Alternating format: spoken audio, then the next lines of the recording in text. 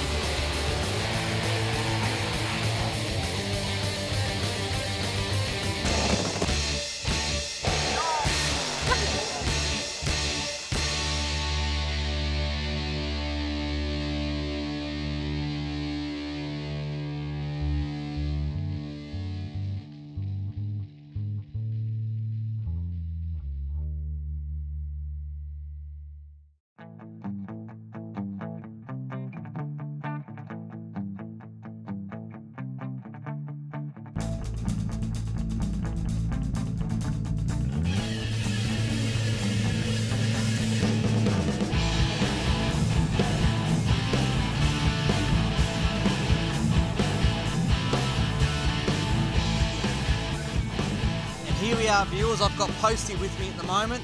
Posty, your hot rod's behind us. It's a fantastic looking car. It caught our eye. We had to come and have a chat. What can you tell us about it? She's a 1931 Ford Victoria Tura with a Cleveland in it, 351, and C4 auto, and it's a good little cruiser, and turn the key and go anywhere we want. It's a great little car to drive. Looks like a great car. It's really hot today. It's over 40 degrees in Melbourne. No hesitation about bringing it out. What can you tell us about the car? How long have you had it for?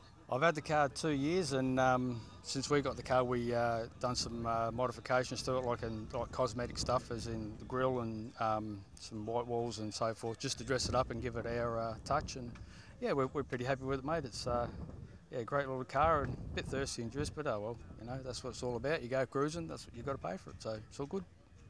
And what about, Posty, when you found the car? Did you find it local? Did you have to travel interstate? Was it overseas? I went up to Brisbane from a lovely couple in Brisbane who looked after me very, very well, actually. We took the car for a drive and so forth. I said, yeah, no worries, I'll take the car. And we went to Seavers, put it in its container. The car disappeared through the gates, and so I've got some money to give you. He goes, yeah, come on, go get some lunch. And we were off to the pub for lunch, and then yeah, they really looked after me and gave me all the original paperwork, everything I need for the car, wiring, diagrams, the whole lot. So if anything goes wrong, I've got it all. I've got original paperwork, so I'm really happy with that. And they looked after me, and yeah, lovely couple. Talk to them regularly.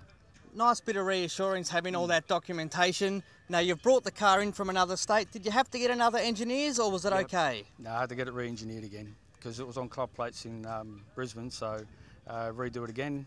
Just a few minor things, really simple, and had that changed and on club plates, and we've been cruising ever since, mate. It's been fantastic.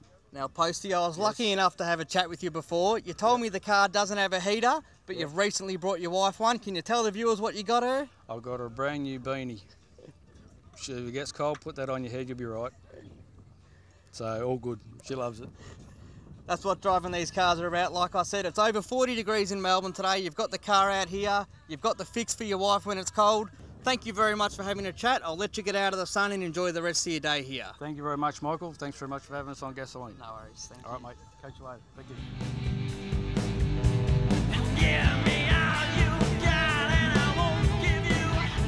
And I've got Trevor with me at the moment. Trevor, behind us is your 67 Nova. Now, a lot of our viewers would be used to seeing the earlier model Novas around, the 63s, the 64s. We don't often come past the 67. How long have you had this vehicle for? Not quite 2 years now. I brought it in out of the States. Pretty much how you see it now with the outside of it, but I've done all the running gear in it. Yeah. It's a 383 stroker I built myself. It's got about 268 horsepower at the rear wheels, 550 foot-pounds of torque, 9-inch diff with 3 5s in it, LSD, turbo 700. It's a good cruiser.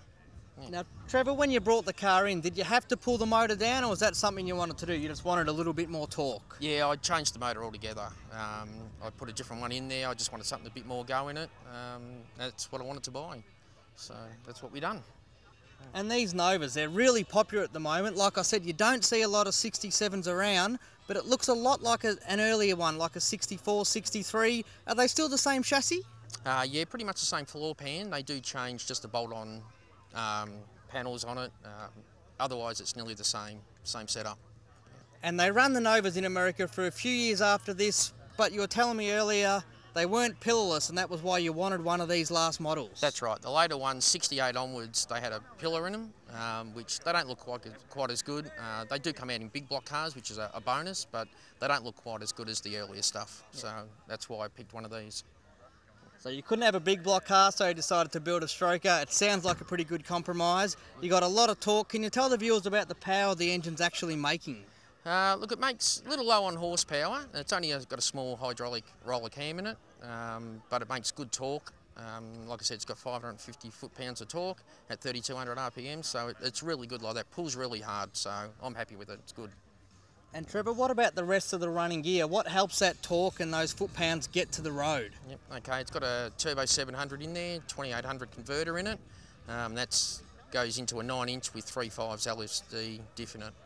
So it goes really well. It's a good cruiser on the freeway, doing 100 k's, you're looking at about 2,400 RPM, so it's good on fuel that way, but then it goes good when you put your foot down. So, yeah, no, I love it. It's a good car. It is. It's a great looking car. Trevor, thank you very much for having a chat, and I hope you enjoy the rest of your day out here. No worries. Thanks a lot. Thanks, guys.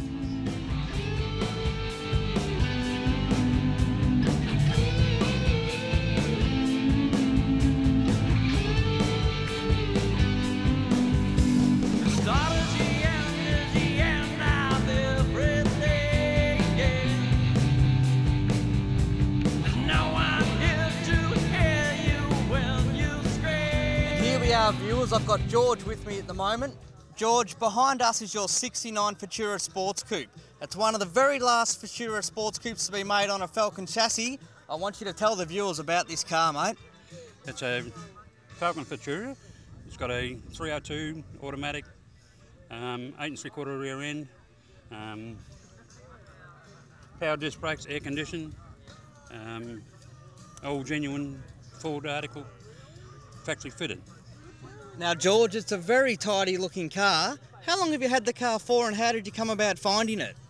It's been in Australia for 12 months, and I found it on eBay. It came out of Fort Worth, Texas, and we were looking on eBay, and it came up as to buy now, and they had 4 bidders on it, and we were corresponding with the teacher that owned it, and he took photographs of underneath to show there was no rust under it, and bought it there and then on the spot, on the internet, and organised it to come back to Melbourne. And when you brought the car back into Melbourne, were there any problems with it? Were you happy with your purchase? How did it all go? When it landed at where we picked it up, turned the key, drove it onto the tow truck because it still had the American plates, drove it on there, and I got back to my brother's place where we dropped it off. He had trade plates, we took it on that, and then I drove it 40 mile home. No problems at all. Actually, I put petrol in it, but they hadn't touched it at all. It was just a turn the key, drive it away, and I haven't touched it since.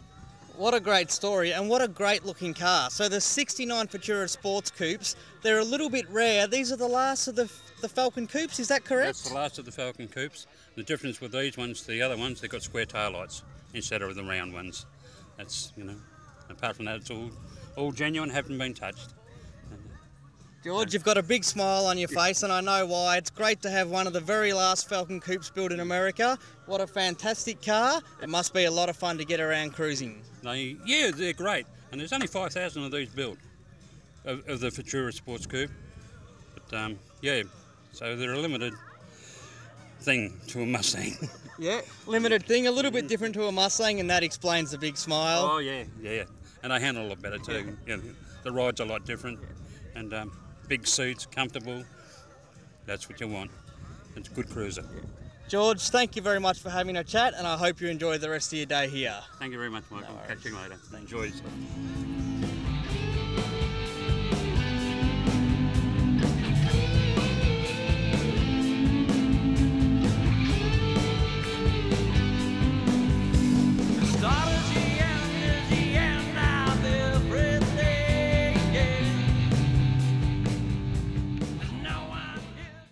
Stay tuned for more gasoline after the break.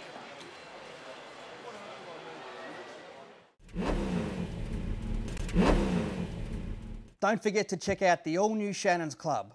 Once you sign up, you can create your own profile, including things like your previous cars, your current cars, the history of those cars, modifications and photographs. You can also search for other members' vehicles, keep up to date with things like news and current events, videos. Check out your local car clubs and jump on the forum to talk to other like-minded enthusiasts about your passion.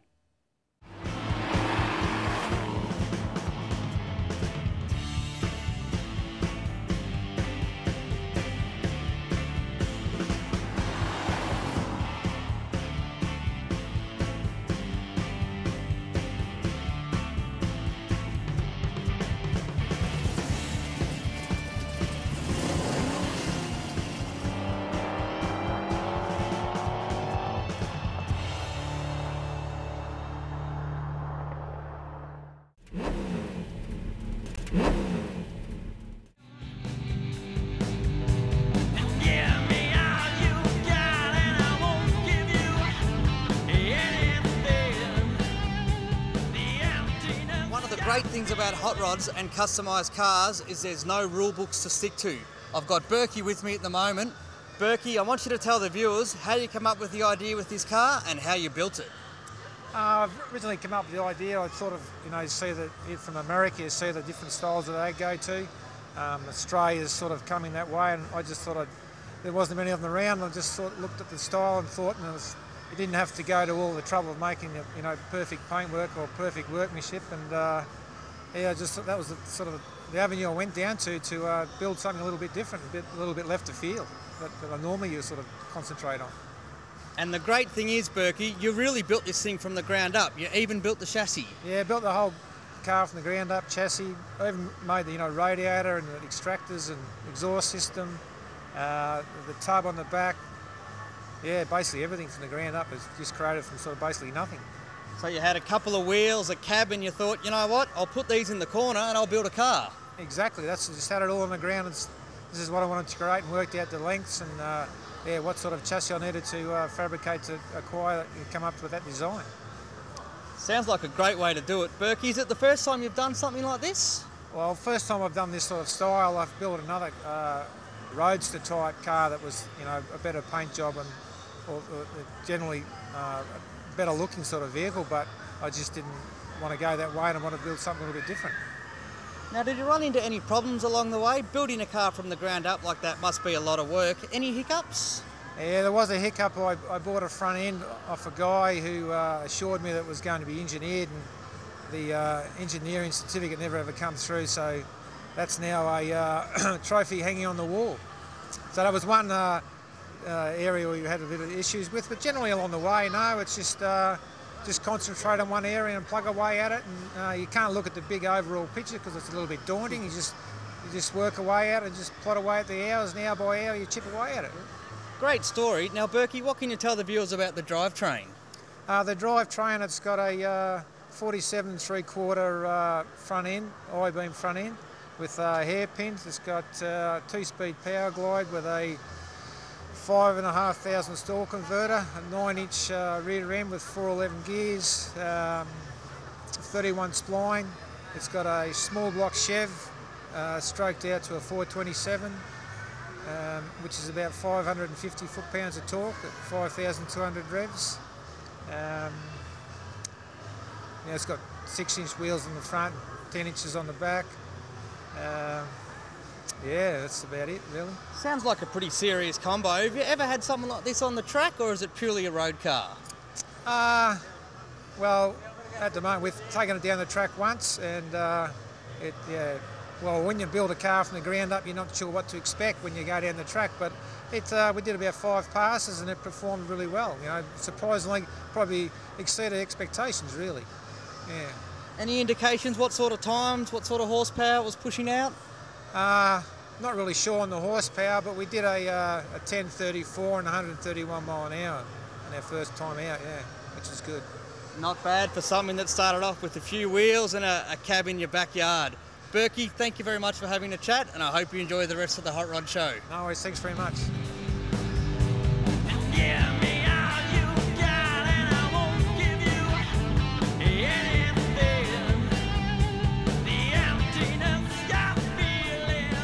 I've been lucky enough to track down the owner of this beautiful 34. I've got Fitzy with me here. Fitzy, I've got to ask, the car's called a burning 34. Normally when you'd see that, you'd see flames all down the side. What's going on with the name? The name, it came through because the car was actually burnt in a fire, and I bought it off a friend of mine, and hence the name Burning 34.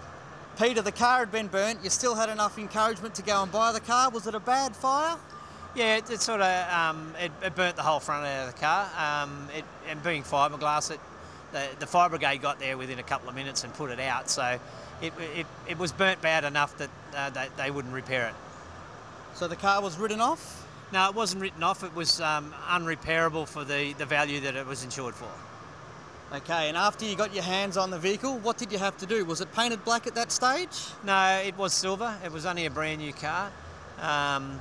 And I always said if I ever built a hot rod, it'd have to be black. So hence that's why it's black now. And I just changed it. It had a lot of billet stuff and stuff. I wanted it more traditional as the way it is there now with the triple carbies and stuff like that. So I just built it to drive it. So you've taken all the bling off it. There's not a lot of chrome. There's not a lot of braiding. It is built as a driver? Yeah, it is built as a driver. It's got, there's no braid or bling. It's just mainly all paint. It's got a bit of stainless on it with the front end and the rear end, and that's about it. And as we all know, black's a really hard colour to paint, and this thing just glows under these lights. It's a fantastic paint job. Is that something you did yourself? No, it was done by Trevor Davis. Trevor's painted my other cars for me, my FC and my Young Blake's Dado, and Trev actually painted this car in its original when it was silver for Gary. And so, yeah, he's my preferred painter, and he's got a pretty good reputation for himself. He does have a very good reputation, and you can see why this car really stands out. I want you to tell me a little bit about the drivetrain. What's the motor in the vehicle? It's got a 454 Motown small block in it, a 2-speed power glide, race glide, and a true track 9-inch in it with billet axles and all that sort of stuff. So it's made to withstand a bit of pressure because I don't mind giving them a bit of a workout. So it's built as a driver. You've said you don't mind giving them a bit of a workout. Have you had the engine on the dyno? Yeah, we ran it up when I first built it just to make sure that it wasn't going to lean out or anything. It went a bit over 350 horsepower at the tyres with the triple carbs on it, which is really respectable. It had a bunch of torque in it, it was up around 600-700 foot-pound of torque in it, so it's a really good thing. And those triple carbs, they really look great as well, sticking out the side there. It's not something you see very often on a 34. No, I was fortunate. Old guy in Texas had them. I rang him up, and we because they're a fairly hard carby to find because of the big cubes. It ended up having about 1,050 CFM with the 3 of them. The centre carby is the one that it works on as a primary, and then the other 2 is like a secondary. And when you open the secondaries up, it's like someone's grabbed hold of the front of it with a jet, and it just takes off. It's just great thing to drive, and it's just great fun. Sounds like a lot of fun, something I'd definitely love to see and hear. Fitzy, thank you very much for having a chat, and I hope you enjoy the rest of your night here at the Hot Rod Show. Yeah, thanks very much. It's been great talking to you. Yeah, cheers. Stay tuned for more gasoline after the break.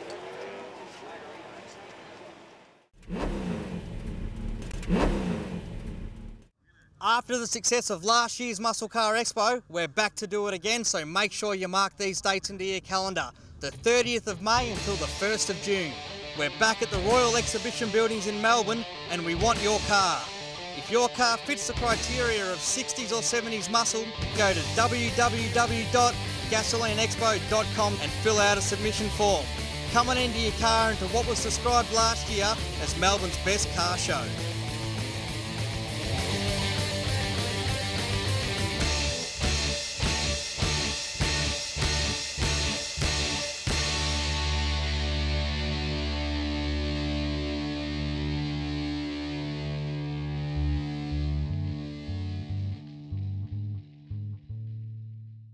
Modern Plating, for all your plating needs. With over 50 years experience in delivering quality to the automotive restoration industry, whether it be bumpers, die-cast pieces, polishing and repairs to aluminium or stainless steel mouldings, even ceramic coatings.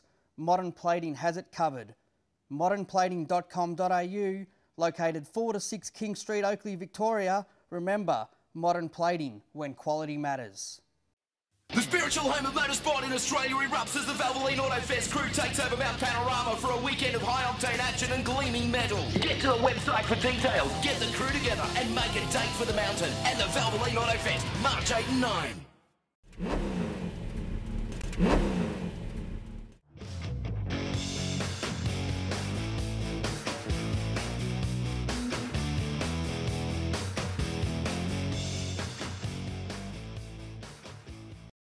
Hi guys, Mark here from Rocket. We're going to talk about Snow Performance water methanol injection kits. Snow Performance kits basically cover every spectrum you want, from naturally aspirated carburetors to turbocharged, supercharged, twin carburetor supercharger kits.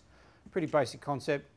Tank, 100% water, 50% water methanol depending on your combination, a pump, carburetor plate or nozzle depending on the application, controller, solenoid, all lines and hoses. The main benefits for this sort of water meth kit are increased performance, adding extra timing, raising the octane of your fuel, better performance all round. Cooling the intake charge on a supercharged or turbocharged combination is also a better deal. Basically, any power adder combination on the street running on premium or any sort of pump gas can benefit from Snow Performance water meth injection kit. Great thing for the do-it-yourself guys at home is the painless wiring kits. Now, I'm a Sparky, auto electrical background. This sort of kit is really good for someone that doesn't have a great idea about electrical.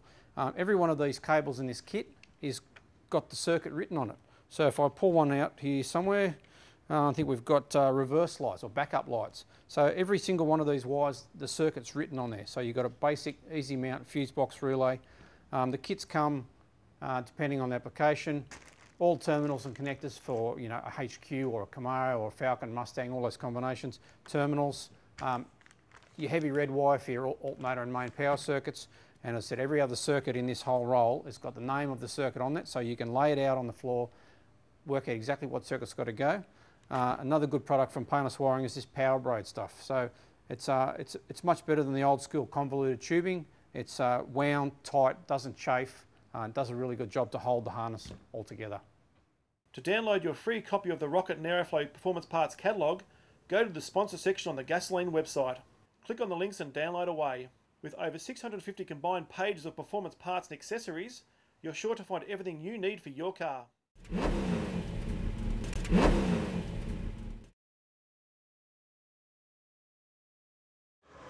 And this car's no stranger to the Royal Exhibition buildings here. I've got Sam with me. Sam, this XY seems to be everywhere at the moment. And what can you tell the viewers about it? Yeah, it does. We definitely love showing this car off. It's been around quite a few shows now, so it's a pretty well-known car, yeah. It's a 1971 Ford Falcon XY GT. I don't think that needs it to be told, but yeah, got a 408 cubic inch dart block, 871 supercharger. Just doing about 1,000 horsepower at the flywheel, so good fun to drive. You say good fun to drive. Now, Sam, not only do I see this car at every car show I go to, but I never see a trailer. It looks like you drive it everywhere. Is that correct? We do. It's driven a fair bit on the road. It's got full street rego. We do drive it a fair bit on the road, do it a few weddings, done a few debs. It's yeah, it's only trailered on long distance because it drinks a bit too much fuel, so yeah, good fun. Sounds like a lot of fun. Now, I hear some stories about stuff that happens in your driveway. What can you tell the viewers about that, Sam? Yeah, a little skid in the driveway, just a bit of fun at home, you know. I'm keeping it off the street, which is good, but a bit of fun in the driveway, yeah. It's, yeah, good fun. Must be a lot of fun to get something like that on the road. 408 cubes, big blower sitting out the bonnet there. Must be exciting, a lot more exciting than looking at that shaker sitting out the bonnet. Yeah, that's right. Look, I've been, you know, a couple of handshakes from the police every now and then. They just give me a wave me on, and I drive it responsibly. So it's well-known car. So we take it easy on the streets. And Sam, a car of this calibre, how long did it take you to put together? Yeah, look, we got stuck into this car. We bought it off an 18-year-old kid who tried to dress it up as a GT. He obviously had no idea, so he's mucked it up. So we took it off him, straight to the beat blaster. Overnight it was stripped down to bare metal, and straight to the panel beaters. The panel beaters had it for about 5 months painted. By then we knew what we wanted. We knew the engine combo, we knew the interior, we knew what we wanted. It all got built while it was at the panel beaters. Come back from the panel beaters 6 months later, put it together in a week, and she's on the road 7 months later. So a pretty quick build. Very quick build. Sam, how much that assembly did you do yourself and how much did you have to outsource? Most of the assembly was done by us, me and my boys. Brandon 12 and Josh 8, not here, but me and the boys put it together, and the painting I didn't do myself, the chrome plating, the interior got done by a mob out at Thomastown, but we put it all together ourselves, yeah. Family event. Yeah. No worries, Sam. Look forward to seeing you around, and again, thank you very much for having a chat. Yeah, no problem. Thanks for that.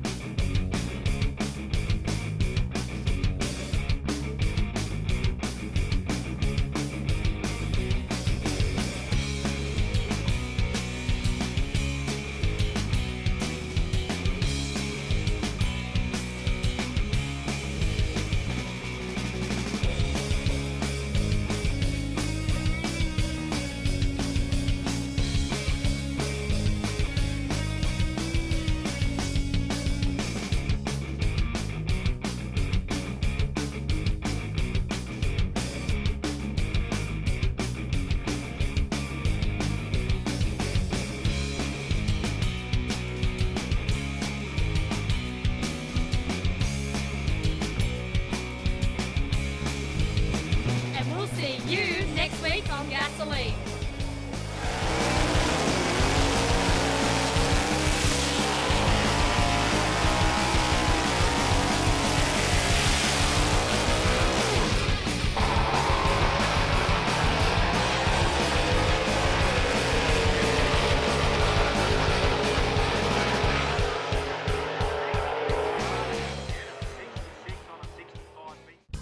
Gasolene is proudly brought to you by Shannons, insurance for motoring enthusiasts, and the following sponsors.